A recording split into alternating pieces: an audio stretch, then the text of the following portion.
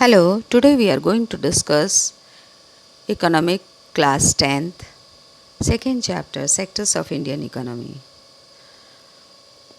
Sectors of economic activities. First, we should know what is economic activities. The activities which are undertaken with the objectives to earn money are called economic activities. These are of three types. Number 1, primary, secondary, tertiary. Number 2, organized and unorganized sector. Number 3, public and private sector. So we will start from primary sectors. The sector of the economy involves conversion of natural resources into primary products, and this sector is directly associated with nature. For example, agriculture, forestry, fishing, mining, extraction of oil, gas, etc. Now, secondary sectors. This sector covers activities in which natural products are changed into other forms through manufacturing. It is also called industrial sector. Tertiary sectors. The activities that help in the development of primary, secondary sectors are covered in tertiary sector. And these activities do not produce goods, but they provide or generate services that support the production process, transport, storage, communication, banking, etc. These are known as service sector. These sectors includes essential services provided by professionals like doctor, lawyers, teachers, barbers, etc. Now, we will talk about the gross domestic product. Gross domestic product of a country is the sum of the value of all final goods and services produced in all the three sectors in a particular year.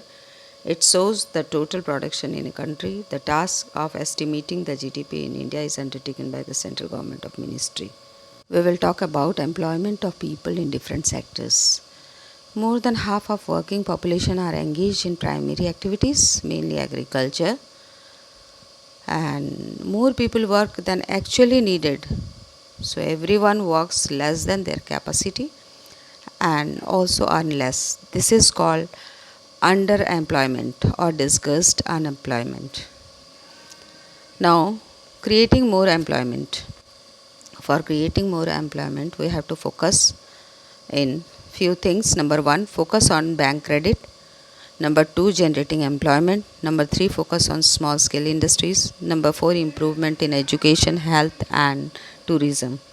Now we will talk about the revisions of sectors as organized and unorganized. On the basis of working condition or how people are employed, economic activities are divided into organized and unorganized.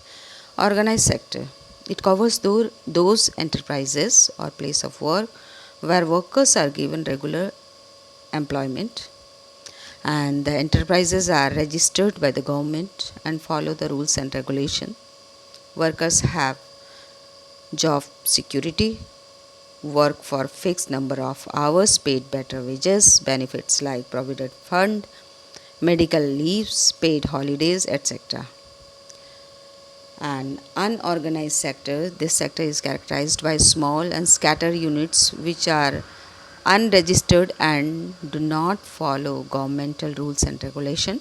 Workers get lower wages and not given facilities like paid holidays or paid leave due to sickness. Working conditions are poor, there is no job security, so employment is irregular.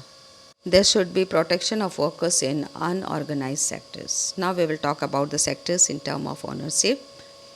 In term of ownership, there are two sectors. One is public sector and another is private sector. In the public sector, government owns most of the assets and provides all the facilities. So it is called state sector or government sector. For example, Indian Railways, Bharat Heavy Electrical Limited, etc. Private sector. In the private sector, ownership of assets and delivery of services is in the hands of individuals or private companies like Reliance, Tisco, etc. Rule of public and government sectors.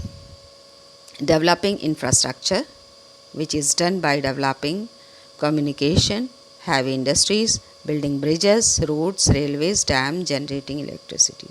Number 2, encouraging private sector to open industries and generate employment. Number 3, support farmers by buying food grains at a fair price and supports poor people by supplying food grains at low price in ration shop. Number 4, provides healthcare facilities and education in backward and rural areas, especially elementary education. Number 6, dealing with problems of malnutrition, high infant mortality rate, unsafe drinking water, lack of housing, food and nutrition, etc. Thank you.